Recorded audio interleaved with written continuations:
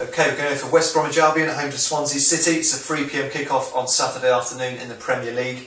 Talk about the Baggies to begin with. 4 points from the last 2 Premier League games. They'll be reasonably happy with that. They're 8 points clear of the drop zone, so at the moment there's no immediate danger of being dragged into that. January transfer window wise, brought in Keith Andrews and Liam Ridgewell, a couple of sort of solid additions to the squad.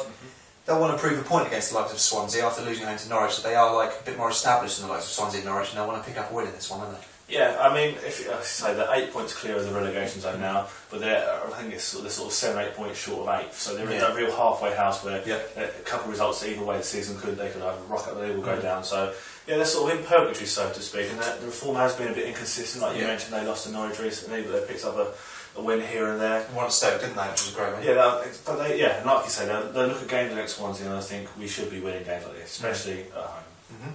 And talk about Swansea. Came close to another famous victory at home to Chelsea last time. They drew 1-1, got a late goal from Chelsea to rescue a point. Now, also they beat Arsenal recently at home, and then after that game they went to lose at Sunderland. And this has been another draining game against Chelsea, and they want to avoid kind of that happening again and going to West Brom. They want to be really up for it, despite the fact that the Chelsea game, what did take a lot out of them probably. It's really interesting to look at, isn't it? When you've got games against Arsenal and Chelsea at home in fairly quick succession, they win, they get the crowd going, but then they lose to Sunderland on the road. I mean, the difference between Swansea at home and away is quite stark. It is. I think they're sort of a bit too gung ho away from home, and teams catch them a little bit, and they're a bit too eager.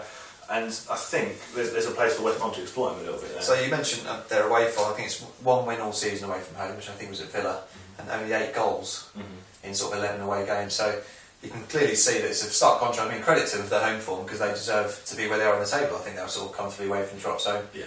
But a couple of points away from home wouldn't go in this, would it? That's what I mean. That for what is turned into be a brilliant season, you can't knock them all. No. What could be an amazing season if they maybe just picked up a few wins on the road. Like I say, 1 win all season on the road isn't that good, and if they can do it this weekend, that'll be a real boost for them. Okay, on that note, we'll go for prediction. West Brom at home to Swansea.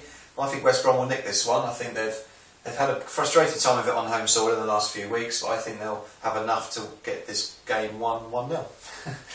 I think it's going to be another tight one, but I think Swansea, they've just got a little bit too much about them, so I'll go for a 2-1 Swansea win.